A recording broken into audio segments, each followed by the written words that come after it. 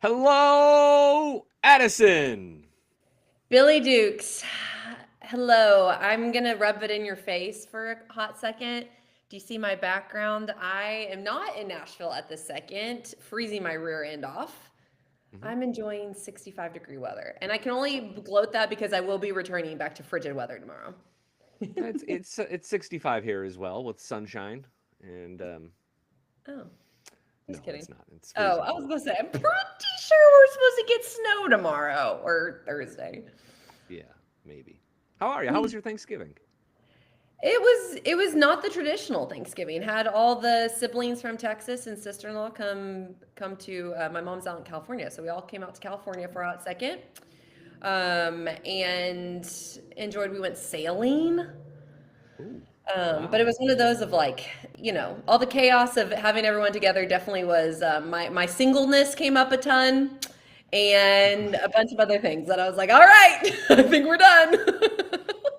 Quite a bougie Thanksgiving you had. You should get yourself a membership to the Cattlemen's Club, which we'll talk about soon.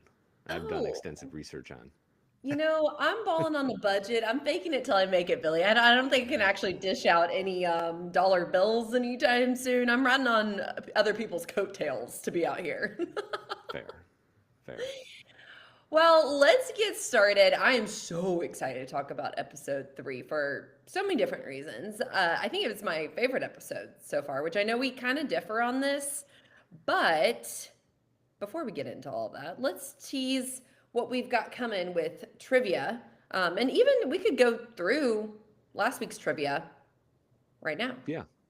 Yeah, let's do that. A quick poll. If you're watching on YouTube, I threw a poll up.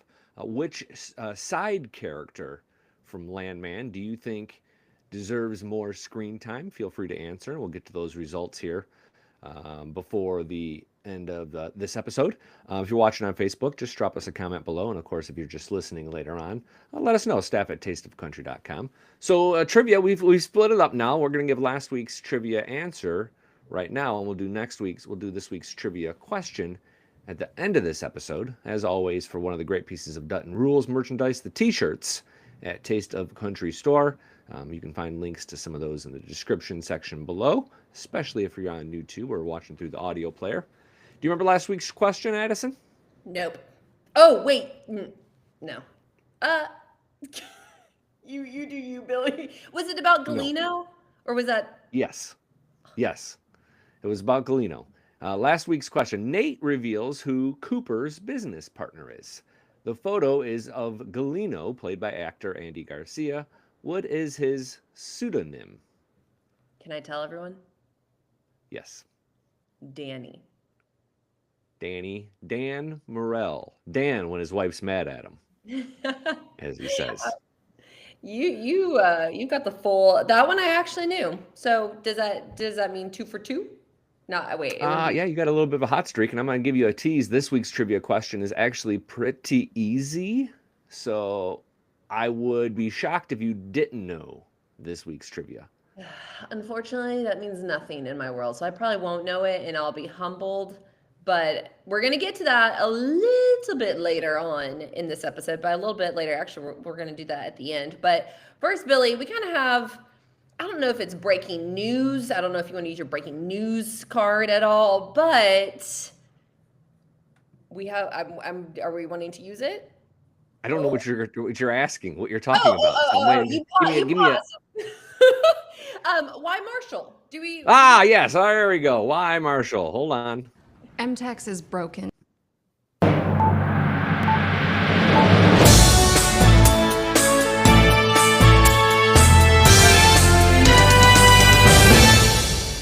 All right, this is a Dutton Rules version of breaking news where it's a little bit late, but the trailer for Why Marshall has come out. We know it's going to debut on CBS on March 1st, and in the trailer we get some details, including some signs that Casey's wife Monica has died. Have you read this conspiracy theory online yet, Addison? No. What can you share? Wait, what's the Yeah, conspiracy so theory? people think that because she hasn't been announced as a cast member and she hasn't been in any of the imagery for the show, that her character might have died or something happened to her. And in the trailer, there's a shot of Casey standing over a gravesite, talking about how he's lost everything.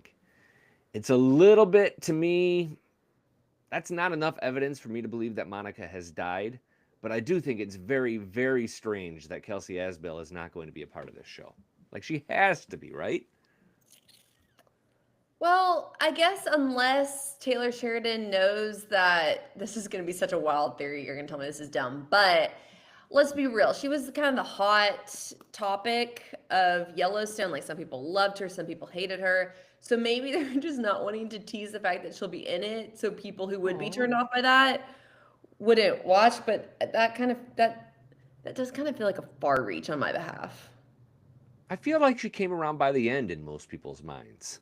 Did Like, she? and Casey and Monica were so attached to each other. I mean, that's Tate's mom. She can be Tate's mom all day long and people still not love her. I liked her. I Maybe really, she has and some. I thought Kelsey Asbell was a really cool chick too. So I feel bad for her if she didn't get brought back to it. It reminds me a little bit like the show Blue Bloods. They recast one of the Danny's sons for the spinoff on CBS, that Boston Blue or whatever it's called. Huh. Like they kicked the son out and recast him with a different actor. That I was okay with because that kid kind of sucked. I like, I like Monica and Kelsey. They can't recast her. That's messed up if they do. No, I hate when shows do that because then I'm like, well, this ruins everything. So no. maybe it ultimately came down to she had another project going on when Y Marshall came around, and that's why she can't be on the show. Sims says if Monica is not on the show, they would have to kill her off. I agree. We need a death scene. If she's not on the show, we need a death scene better than John Dutton's death scene. In that case, we probably won't get it. Yeah, maybe not. And how it all works. Hmm. Um, Alrighty. Well, let's break down episode 3. I had asked at the start of this on the chat where we should start, and James was first to chime in. He thought we should start with Dan and Galino's threats to Tommy. Okay. This was the tense meeting between Tommy Norris and Dan Morrell. It starts off pretty friendly. Then Tommy calls him a drug dealer. Danny pretty quickly turns tides and says, I saved your life. I can kill you whenever I want to, and kind of shows shows what he's all about. Do you trust Dan Morrell? Hell no. No, it's hard No. to. You don't trust anyone who deals with some dirty money. Are you kidding me? It seems like he's a little bit of a bigger player in this field than we knew, though, right? Because he's Yeah. also at the Cattlemen's Club a little bit later watching a meeting go down between Tommy and Cammy and a man named Alan Thompson, who turns out to be the banker, the money man, the financer for M-Tech. And he sees that meeting, and then later they all kind of take a little palaver and they have some drinks. The wives really like each other. It's like a charming, if boring, 10 to 12 minutes of television where they're all just sort of talking about family and how important it is to really truly love the person you marry. I like Galino's wife. I will say that scene did kind of make me be like, well, maybe Galino's not all that bad. Except still like he's raising a yellow flag. I'm curious to find out if she also has another agenda, like if What? she has a dark side to her as well. Right now we don't see it, but it seems like every villain has a dark side of some sort. Well, maybe she's not a villain though. Maybe he's just the villain and I don't know. She Okay. seems, well, I don't know. I mean, I do Okay. feel like there's a reason why they brought her into the plot. Whether For to sure. round him out more or to show that she's not all she's cracked up to be. Did you immediately understand the money problems that M-Tex is having? No. I literally wrote in my notes, I wrote M-Tech. Wait, what did I actually write? I wrote M-Tech has no money. ... Have Billy explain. Okay.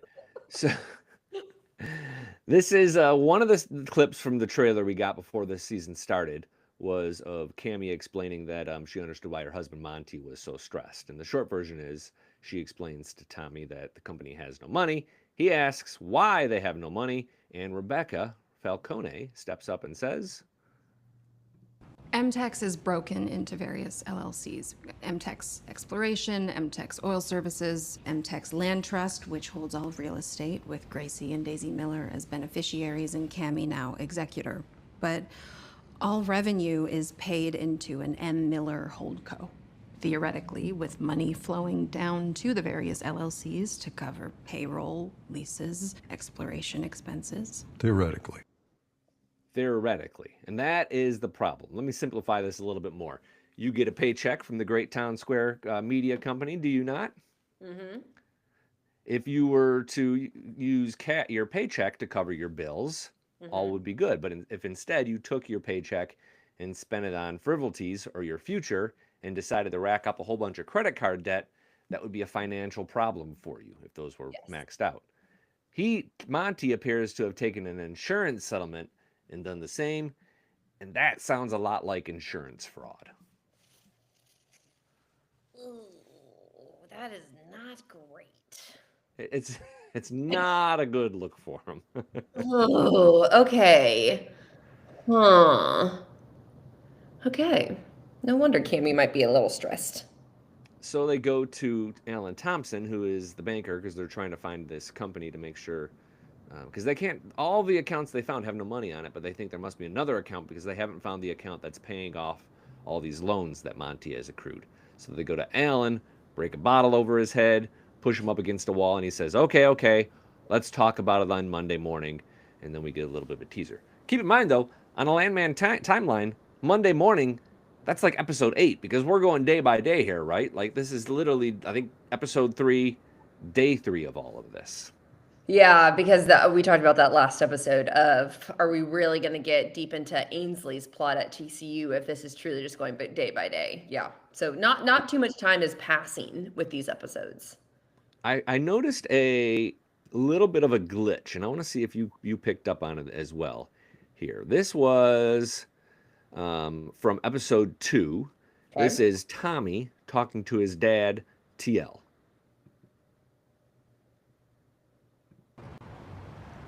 Funeral's Friday. Easy, right? Short, simple. Funeral's Friday, no big deal.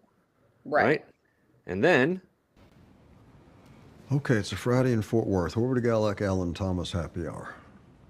Cattleman's Club. Is he going is he missing his dad's funeral? Wait, his mom's funeral. Or his mom's funeral? Ooh. Could they be in the same location and he's just gonna event hop, funeral, happy hour? No, because he didn't get out of that bar until late at night. That is just a continuity error on the part of the Landman folks, where they kind of messed that up, I think. Agree? But I mean, there's not really any other. Find it. Yeah, leave it to me to find it. I was interested in that, and because I was kind of going deep on like that scene in the bar at the Cattleman's Club, and someone else pointed us here in the chat. It was in fact James who pointed out that Galeno, Dan Morrell, appears to own the Cattleman Club. Did you know that's a real place? I was about to ask you, is this legit? And where is it? So, Fort Worth? so the Cattleman Club, I Googled it. It opened actually just this fall, so it's a really new club. I kind of wonder if maybe there was a little money exchanged hands to kind of give themselves a little bit of a boost and some promotion here for this episode. Maybe Taylor got a free membership, but it's kind of as advertised. It's a private club. You can be a corporate member or a private member if you have enough money. And I think you'll be surprised by how much it costs to be a corporate member at the Cattleman Club. Surprise in the sense of like cheap. I'm thinking like Billy. I'm going like Dallas Country Club. I'm thinking of all the memberships around the Dallas DFW area, and they're not cheap. So are you telling me this is like a good deal? Like I should invest, all the money that I make? No. Okay. To be a corporate member, it's just $9,000, and that gets you four people in. Oh, I was thinking $50,000. $9,000? That's nothing. So you got to figure to be an individual member, $2,000-$3,000 a year. Like that's reasonable. I feel like a someone in Fort Worth could swing that without too much difficulty, right? 1,000,000,000%. What do you get? Like, what are you doing there? I honestly, I think you probably have a little bit more access to this world of private clubs than I do, given that you were sailing this past weekend, kind of that bougie holiday. So you tell me, what do you get when you get into Yeah. a Can I cattleman club? clarify that? So my brother got his sailing's license. So he took us out on a sailboat, and it was like a little dinghy that we ran out of. Our motor got stuck halfway through the bay. So can I just like preface on this excursion that I was on? I was also manning the mast, or tilling. Anyways, whatever. Tomato, tomato. I would like to clarify, I do not find myself in these private clubs. Okay. You're not that bougie yet. Well, this is a bougie holiday. I'd quick poll the audience how many people have a sailing license or even knew you needed a sailing license. But I don't have a sailing license. Let me say it again. just Oh, you get free apps apparently, James. So. maybe that's what you get at the Cattleman Club for the membership is appetizers. A little cheese plate. I am gonna look into it after this. Not for personal gain. I'm just curious. Anyways, enough of me. Yesterday on Monday, we released about a 12-minute long video about Angela Norris and Ainsley. And it was an episode 3 recap video of sorts. We talked about all the things that happened, but I sounded off a bit on Angela and Ainsley because I thought it was time. For one, for some reason, Paramount decided to ask everybody to wait till after episode 3 to kind of share their reviews or do any sort of official review, which is fine. Whatever. They're providing the episodes. I could wait. I didn't really understand why they wanted us to wait until episode 3 because it didn't really seem like a pivotal episode, but we did. And at this point, I gotta say, girl, Angela and Ainsley, they need some purpose. I am dying over here. They're funny, but like the lewd behavior is just like, it's too far at this point for me. Yeah, I agree. It's kind of like, okay, we played the dumb blonde bit and the tornado bit for a while. Like, okay, we need some structure. It is a lot. Like, they're like Real Housewives of Atlanta type. But even those women seem to have some sort of, not that I'm watching the Real Housewives shows, of course. I was about to say, I would never watch such a thing. Sophie is a closet Real Housewives of Atlanta watcher. No shame. This is Real Housewives of Midland, Odessa. Hey, actually, I would watch that. But yeah, it's too much. We've got to pull up.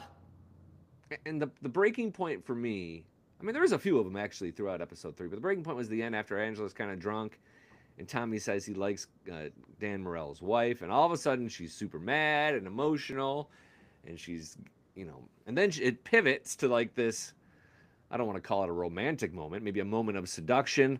I think there was a marriage proposal tossed in there. It's like, okay, what do we do? And Tommy's just along for the ride. Like, I feel like season 1, Tommy wasn't going to go along for all this. Season 1, Dale and Nathan weren't going to sit there like puppy dogs waiting for their meal to be served to them. Yeah. Like, everybody is kind of lowering themselves to her level of drama, which I don't love that for season 2 of Landman. Yeah, I agree. I hate to say this, I don't think we're gonna get any more depth with them. Like I do think we should just buckle up because this is what we're gonna be getting with them. I don't see a plot change at this point with them or character deepening. I had asked people to kind of weigh in on their thoughts about just the show in general, and it's kind of interesting. It really is kind of split 50-50 in terms of how people feel about season 3. I did a little bit of reading, and overall, like, critic scores and fan scores are down from season 1, which isn't terribly surprising, right? Because season 1, it's a new thing, it's exciting. People have their own expectations heading into a season 2, and it's tough to fulfill those. So I don't have any issue with that. But the comments, I think, were oddly specific when it comes to Angela and Norris. We'll just kind of read through of them here. Unfortunately, stand by. I gotta pull out those readers, Billy. Yeah, I didn't realize this was going to be an issue. I've been had. All right. So someone says episode 3 was hilarious. Get the heck out of here if you didn't like it. That's fair. It was funny. There were some funny moments. Taylor Sheridan has truly created something special with this show. Perfect casting. I do think Allie Larder and Michelle Randolph are great actors. I have no dispute there. Their level of commitment to the characters is really tremendous. Let's get I one like here. I I like genuinely hate Angela. Her whole storyline is just a bunch of S word. I can deal with Ainsley, but they didn't have to include the mom in this show at all, or even both, to be fair. I actually like Angela a little bit more than Ainsley, but to each their own. I like Ainsley more than Angela. You do? How come? Well, Angela just like if you're wanting to restore a marriage constantly, like she is just trying to create havoc. And if you're trying to restore a marriage, I mean, I've never been married before, but like it feels like she's going like if you went to counseling, this counselor would say, "Hey, everything you're doing, like maybe don't." That'd be the first meeting, I think. You know? It's just So I'm just kind don't of follow like, your instincts. whatever you're thinking about doing, don't. Just finished watching season 2, episode 3. The Landman series has great potential, but the writers have decided to dumb it down. I don't think that's unfair. And then it gets worse from there. So I don't know. I'm looking for a little bit of some redemption here as these episodes kind of turn to the next few episodes. Well, we'll see. Something that you haven't touched on. Um, Landman being a drama, those two are, if you took them out, where would they be? I don't know. Oh, I lost that. Where'd it go? It won't stop me from watching if you took them out. Chad says the best line in the show was, "It's a lollipop, not a snow cone." Okay, Chad. I'm trying to keep it PG here, brother. YouTube's going to knock us offline again if we start getting into that scene. All right. Oh my gosh, a scene that I don't know if anyone else, and in fact, staff at tasteofcountry.com or comment on our YouTube of this. Did anyone else notice Billy? Audrey McGraw was back. Yeah, she was. It wasn't a like an amazing scene, but it was a nice little cameo again. Yeah, I would love to know. I mean, no offense to Audrey McGraw, like really that scene didn't serve any purpose. But I am kind of curious of like why he brought her back. Like, did Tim McGraw call up Taylor Sheridan and be like, "Hey, homie, you really need to get Audrey McGraw back in my daughter," and then he decided to just like wiggle her in because really she doesn't. I'm sure she does not come back up in the rest of the season. Maybe. But we talked to the very first episode, or maybe it was second episode. I had wondered, are we going to see her again? Because no one talked about it really, the fact that Audrey was in it. And maybe no one else cares as much as I do, but I don't know, it made me excited. Well, Billy Bob Thornton, I think it was, said he would love to get Tim McGraw and Faith Hill involved with this show at some level. And I think that's pretty interesting as well. I don't know how they would play a role. It'd have to come through some new characters in season 3 or 4. I also read that he's signed for like 3 or 4 more seasons. So even though season 3 isn't officially announced, everybody's behaving as if it's a predestined thing that this show is going to go season 3, 4, and maybe even beyond. The only way I see them being written in is maybe in season 3 or 4. They are a wealthy family from Fort Worth, and either are going to invest. Like I could see that being like a husband and wife situation. Maybe at the country club. I could see that. I wouldn't hate it. I liked them in 1883. I'm not offended by like the concept of underage drinking in shows like this. Like, it's real, it happens, that's fine. What kind of offends me is that the level of drinks they're serving each other as high school seniors. Like, who is making margaritas at age 17 or 18, right? Yeah, like, a little bougie. if I was lucky enough to steal a beer from my dad, I just drank that no matter what. It was Old Milwaukee at the time, I think. Like, whatever bottom shelf gin. Like, I wasn't making up mixed drinks to perfection and serving it to my friends in my own backyard. Like, With am I even wrong? salt on that rim. No, you're not wrong. I hadn't thought about it, but yeah, no, you're not. You're not wrong. They're pinkies up over there. That's a good way to put it, I think. Let's talk about you're probably going to want to talk about what I'm going to want to talk about. the gas leak, Dale, and all that good stuff. Bingo. The whole opening scene, which at first I mean, I did a lot of Googling because I was a little confused as to what was happening. If you want to explain it for everyone, feel free. All right, so here we have some hunters. They're wild boar hunting and seem to be pretty successful. This is a sport that caused a little bit of controversy in the comments of some YouTube videos, but apparently they're quite a danger and a pretty invasive species in different parts of Texas. So this is the thing people do. I'm from Detroit, so it took me a second to kind of tilt my head and understand it myself. So this guy is gonna get out of his truck, and he's gonna go stand over his kill, and then he's quickly gonna drop dead. And then the three men who are going to go chase after him, they all drop dead like almost instantly. And then we get the show intro. If you remember last week, Tommy had asked Boss and his crew to go check out a well that they were thinking about buying. Some company was bankrupt, selling it for 60 or 70 cents on the dollar. That wanted to kind of look at it. So they go and look at it, and Jarrell goes up to the top of the tank to kind of scan, and he notices that he sees that vehicle that we just saw. And he's like, there's something over there. So the rest of them go look at it over there. All of a sudden, all their alarms go crazy. These little beeping things on their chests go crazy. And Dale calls in an H2S leak. And quick poll, raise your hand if you Googled H2S. I definitely Googled The it. two of us. Yeah, 100%. Pretty serious deal, though. Hydrogen sulfide is what it is, and this is a real thing in the oil industry. Old tanks can leak hydrogen sulfide. Some people took exception with the way it was portrayed because usually you're able to smell it. It smells like rotten eggs at low concentrations.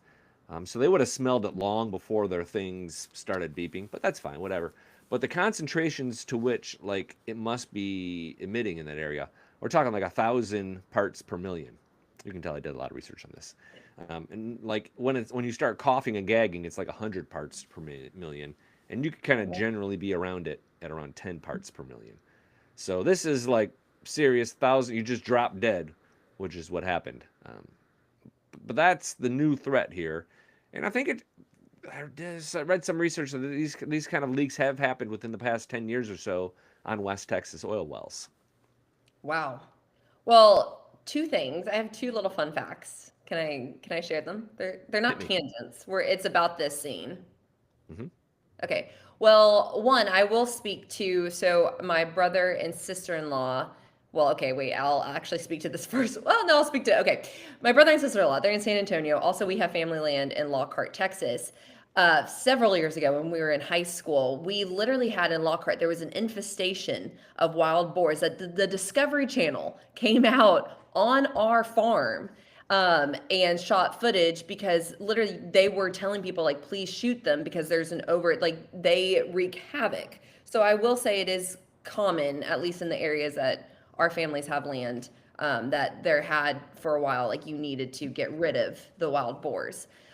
Second, if you saw, that was not just a, as Lainey Wilson, 4x4 by you, that was a very bougie vehicle that these men are riding in to go shoot these hogs. I mean, it is a double decker, that double part rises up. It's called Ultimate Top Drive. Okay, so here's a fun little link. I don't personally have to it, but my brother personally has to it. So my brother's roommate in college, he actually works for Ultimate Top Drive now. And then my brother's other friend, that's his father-in-law owns Ultimate Top Drive. So he knows, and I guess I actually know the family that owns Ultimate Top Drive. You're not doing yourself much credit when you try to say that you wouldn't be able to get into the Cattlemen's Club. Once Adison, again, actually, I think it all goes through my middle brother. So what I'm hearing is my middle brother could get to the Cattlemen's Club for sure. It's all his friends. So essentially, his friend and his wife, the dad owns Ultimate Top Drive.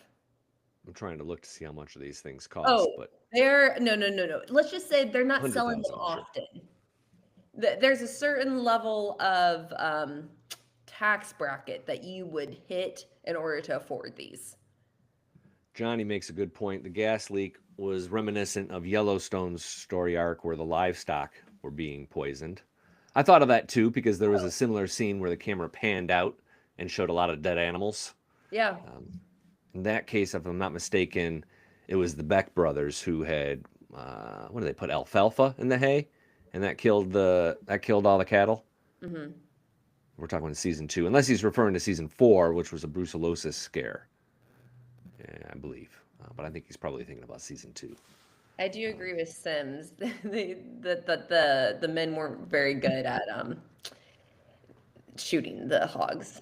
I'm not Like there going were to so judge. many, like the guns that they had, like you should not have missed. Oh, I disagree because it's all the roads all bumpy and rocky, even with awesome shocks. Like that's a tough shot. That pig's moving. I don't know. Anyway, they seem to kill a number of them eventually. Well, and they also die. So, womp womp womp. I did like how they showed another danger in the oil field. You know, we just know about the oil and the potential for explosions and those kinds of things. This is just something else, or sort of that you have to think about that job because it's a real job, real dangerous job. Pays well, but these kind of things I thought were pretty. It led some credibility.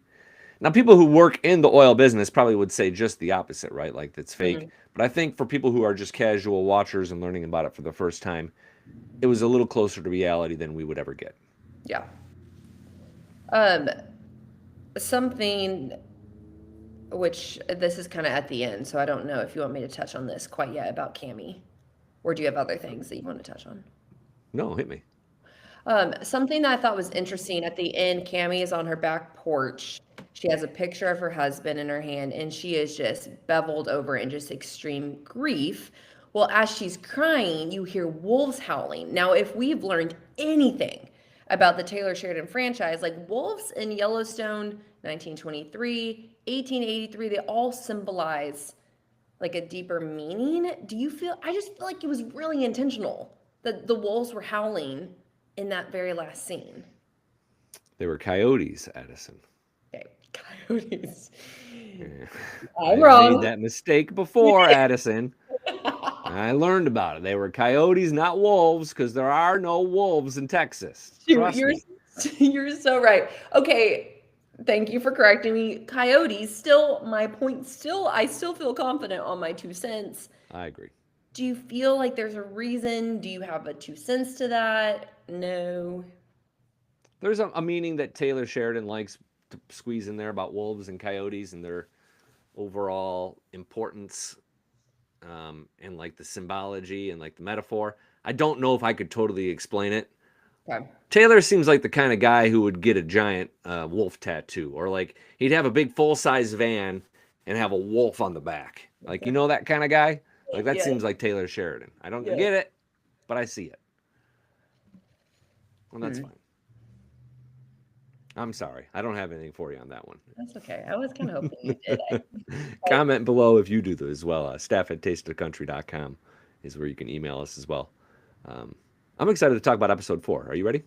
Yeah, I'm ready because I haven't watched the trailer. I'm completely blind on this one. All right. Here is the trailer. It's a 30-second long clip. We're going to play it in full, and then we're going to kind of go back through and parse it a little bit. But this was revealed just a day or two after episode 3 aired. Oh, good. 5 of us in the same car for 7 hours. That's gonna be fun. Next time on Landman. You don't even know what game you're playing, do you? Let's not forget who we're burying, all right? Snakes are cannibals. Did you know that? My business is similar, but we have a code. We only eat other snakes. Are you calling Tommy a snake? He's a hawk. And hawks, they eat snakes too. What stands out to you there? Well, one, they make the funeral. Fair. Yep. They get there. They get to the funeral, so they answered a question earlier. So Tommy is a hawk. And, are we playing it again? Nope. Keep talking. Danny feels like Tommy's a hawk, and so he still's going to eat him.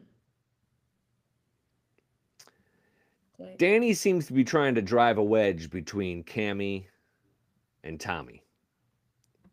I feel like by saying that he and Cammy may be snakes, but Tommy's a different species and therefore can't be trusted. And I think that he's trying to split them apart a little bit for his own means.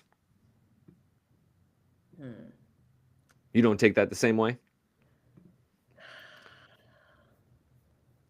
I just like what would benefit. I guess it would cause a rift between Cammy and Tommy, which then could completely compromise their relationship, which Galena would like, and then it would dissolve and disrupt M-Tex. So yeah, I can see that. I want to see if you saw. I'm going to play a clip here of it, and I want to see if you saw a part of it that I saw. Right here, watch it. I'm going to play it. It's about 2 seconds long. See who appears behind Tommy and Angela. Did you see her? Oh my gosh, Cooper's boo thing. Help. Why am I forgetting her name? Ariana. Ariana. I Which told you. means Yes, they're gonna get back together, or they're gonna stay together. And who told you that was gonna happen? I did. I said, okay, yeah, sure. They're gonna make up, and it's gonna be fine. We're not gonna get rid of them. We need a relationship, love, little romance, little smoochy smooch. We're not getting rid of them. okay. Not impressed by that. I see. I didn't think it would happen that quick. I'm going to advance this a little bit forward and Okay. see if you can see. There's a plane crash. Let's see if I can find it here. Who's on that plane? One I did second not see a here. plane crash. Ready? Yeah. Good Lord, that was so fast. Okay. Oh, I got a good screenshot of it there. Who do you see in the back row there, leaning into the center of the Rebecca? Episode 4 is officially titled Dancing Rainbows, and the logline is a tragic crash sets off a day of reckoning, unearthing painful memories for Tommy and Cooper. Rebecca survives a wild night. I think you're looking at her wild night. Yeah, I think falling out of the air would be the wild night. So, but she survives. Per that Oh, statement. most certainly she does. Survives a wild night. So yeah, she survives. Let's see if we can find. Did you notice what the car crash was? You can't really see it there, but that was an M-Tech truck in the car crash. So that sets off the day of reckoning. So you have 4 different venues of drama coming for episode 4. You have a major collision involving an M-Tex truck. You have Tommy at a funeral, which for some reason Dale and Nathan have decided to go to as well. When Tommy says 5 of us driving in a car, it's Ainsley, Tommy, Angela, Dale, and Nathan in the car. You can see Dale. You have Rebecca in a plane, and then you have Dan trying to convince Cammy that Tommy is a hawk and not one of them. Maybe episode 4 might be my favorite. It's looking pretty good. Have you watched it already? No. I was too worried that I was going to get too far ahead and accidentally spill stuff, so I decided I needed to just pause. Yeah, I'm hoping to watch either today or tomorrow. I mean, full disclosure here, I've been kind of cranking out episodes because last week was a short week with the holidays. I have a short week this week because I have to drive up to Michigan. So I'm hoping to watch as soon as we get finished here. If not, tomorrow. And after that, I have to kind of split. But I'm very excited for this episode. Ainsley seems to be a part of it, but it doesn't look like we're going to get a lot of Ainsley and Cooper drama. I wouldn't be upset with that one. Like, who cares? What do you think about that reaction? Cammy is Beth. Don't mess with her. Is Cammy Beth? Yeah, Beth was like really manipulative and kind of like I'm not saying that. Well, Yeah. I don't feel like Cammy's as manipulative, or just I don't know. I I've don't seen think people so. try to say that Rebecca is Beth. I could see it maybe a little bit more. Yeah, I'm not sure either. I like this. Dan is, not that quote here. This one here from Mike the Hogginator. If you go out and scream, coyotes will start calling. All right. Well, not in Middle Tennessee, Mike. Let's try it tonight. I'll try it off this balcony. You try it off yours. We'll see. I think I'll get seagulls at mine. So, Yeah. Well, do you have anything else for me for episode 4? Nope, I think that's it. We have some theories coming up in the Q&A, and as always, I'm curious to see people in the chat, and a really great chat today. Thank you very much for everybody who's kind of stuck with us here through this whole podcast. Again, we're on YouTube, and we'd love if you subscribed there. If you're just listening to the audio version, we do our best to make sure it's special for you there as well, but you can always email us, staff@tasteofcountry.com. And I'll respond. We'll get back to you. We'll kind of go back and forth about it because this has always been an interactive podcast. So we appreciate those reach outs. Okay, well, you kind of, in the beginning, we teased a little bit of that you think I will get this week's trivia. I'm dying to know what it is. Trivia for a Dutton Rules t-shirt, staff at tasteofcountry.com is how you can email it, or drop the answer in the comment section of the video. Not the chat, but the comment section. We'll take one correct answer from all who answer correctly, and let you know that you've won one of those t-shirts from Taste of Country's store. Question is, Stephanie Spampanato, that is the actress who plays Bella, who is Dan Morrell's wife on Landman. What is her most well-known role to date? Am I supposed to know that? Yes. Not fair. I don't know that. You're going to lose your woman card. Dang. by not Okay. knowing Well, the show. actually, let me rephrase it. I needed to. It's been a minute. I watched episode 3 like last week. I'm gonna do a. I won't. I promise I won't Google, but I am gonna look at her face again, and see if I can remember where she would be known from. I'll tell you this. It's a network television show. Okay. I'll relook at her face. I genuinely don't think I could remember her face right now. I'll relook at her face, then I'll circle back. But until then, staff at tasteofcountry.com is where you can leave your trivia guesses. And I'm going to come into some Q&A if we're ready. I'm ready. Getting some good answers here. No one's revealing it, but Johnny says his mom knows, so he knows. He knows as well. Anyway, go ahead. Tina says, maybe Cooper is scared because he remembers how bad it was when Tommy went bust and Angela went out to marry a man with loads of money. Referring back to why Cooper was so sad after striking it rich on 6 straight wells. A little bit of a deeper-seated drama there. I forgot. Possibly. I forgot season 1, episode 1. Yeah, Angela, or it might have been episode 2, that she was still technically like married to the second husband. Or, yeah, I kind of forgot about that whole plot. Yeah. They were married before. They lost all their money, got divorced. She went and married at least once, if not twice. And now they've kind of gotten back together. If the show keeps going, you got to think that there's a plot line where Tommy's going to lose all of his money again, and that's going to test their relationship, right? If this goes 3 or 4 or 5 seasons. Oh, gosh. Yes, and I don't think I can take Angela even more chaotic than she already is. Yeah. Mike Good says... thought, though. Appreciate that. Mike says, I think Ariana is kin to Andy somehow, a daughter from a mistress or something, and the show will take a turn. So I think we talked about this last week as well, and Mike's not the only one pushing this theory that somehow Ariana and Galeno are related. Mm-hmm. I just don't see any evidence of them being related other than the fact that they're both, I assume, Mexican. I don't think Galeno is Spanish or anything or from South America. So I just don't see any evidence. I like it because there's no coincidences in the Taylor Sheridan universe, except sometimes there are. I just don't see any evidence of it quite yet. I agree. And the last one for us today is Kayla, who says, I know plenty of women who act like Angela. I can even see parts of myself in Angela. Kayla, are we throwing things? Are we throwing plates at the significant other? Kayla's got a little bit of a temper. Maybe she's referring to Angela's positive qualities because Angela's very loyal, very protective of her family. Yes. I can see that. Very opinionated. She knows what she wants.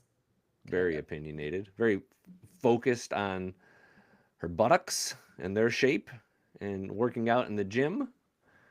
Kayla does a lot of squats and glute work. Maybe that's the part she sees in herself, quite literally, when she looks in the mirror. I don't know what she meant by that, I guess. Maybe. But you know what? Staff at tasteofcountry.com is where you can also leave your thoughts and potentially have it read on our podcast. Oh, I do need to pause real quick. This has nothing to do with the show. Jeremiah says, I've got some great nails. Thank you. I just got them done. Very nice. I'm so sorry. Sorry to turn that towards me, but just had to take a moment. Ever since we turned this to a video live stream, Addison's beauty routine has gotten more focused than I would have expected. And rightly so. You know, you have good skin and good nails, but I'm glad people are pointing them out. This is a detail-focused audience. I've always appreciated. I love this part because it's very, we've always said that this podcast was fan interactive, and now we've just added faces to voices, which I always think is fun. All right. All right. Recap video coming next Monday, and then we'll have another podcast on Tuesday. I know we've kind of adjusted the time here or there.